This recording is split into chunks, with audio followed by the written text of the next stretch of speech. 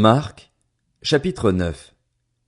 Il leur dit encore: Je vous le dis en vérité, quelques-uns de ceux qui sont ici ne mourront pas avant d'avoir vu le royaume de Dieu venir avec puissance.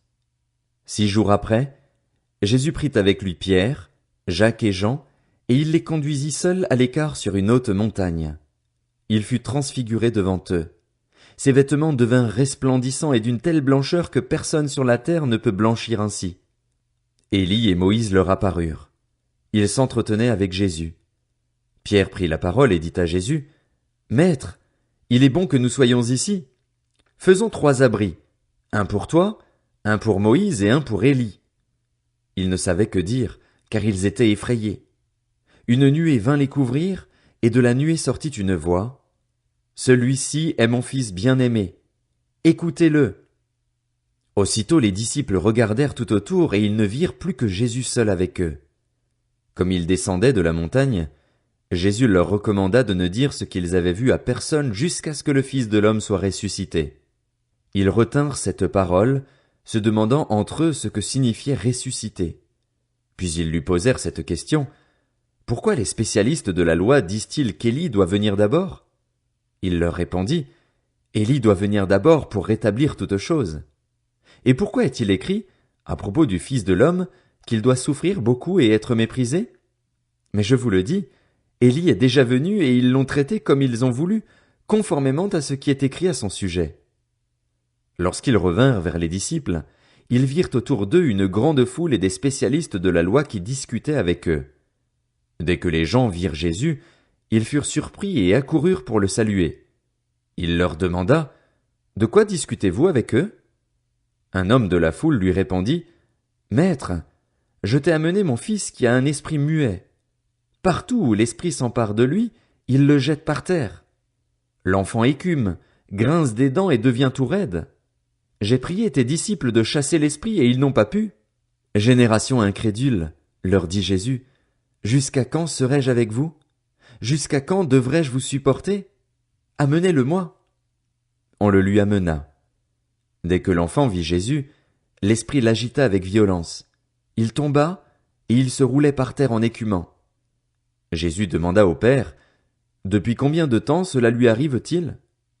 Depuis son enfance, répondit-il, et souvent l'esprit l'a jeté dans le feu et dans l'eau pour le faire mourir. Mais si tu peux faire quelque chose, viens à notre secours, aie compassion de nous. Jésus lui dit: Si tu peux.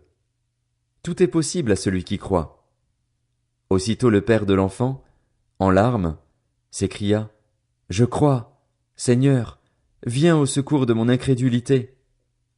Voyant accourir la foule, Jésus menaça l'esprit impur en lui disant: Esprit muet et sourd, je te l'ordonne, sors de cet enfant et n'y rentre plus. L'esprit sortit de l'enfant en poussant des cris et en le secouant très violemment. L'enfant devint comme mort, de sorte que beaucoup disaient qu'il était mort, mais Jésus le prit par la main, le fit lever, et il se tint debout. Quand Jésus entra dans la maison, ses disciples lui demandèrent en privé: Pourquoi n'avons-nous pas pu chasser cet esprit? Il leur dit: Cette espèce-là ne peut sortir que par la prière et par le jeûne. Ils partirent de là et traversèrent la Galilée. Jésus ne voulait pas qu'on le sache, car il enseignait ses disciples et il leur disait: Le Fils de l'homme sera livré entre les mains des hommes. Ils le feront mourir et, 3 jours après avoir été mis à mort, il ressuscitera. Cependant, les disciples ne comprenaient pas cette parole et ils avaient peur de l'interroger. Ils arrivèrent à Capernaüm.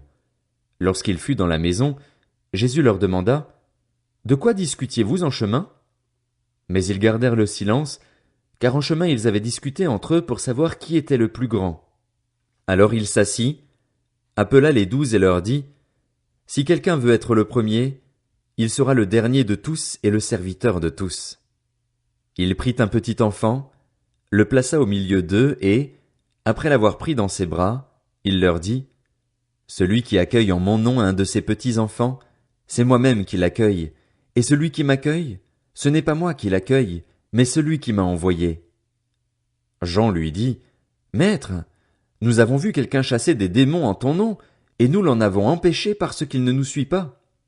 Ne l'en empêchez pas, répondit Jésus, Car personne ne peut faire un miracle en mon nom et aussitôt après dire du mal de moi.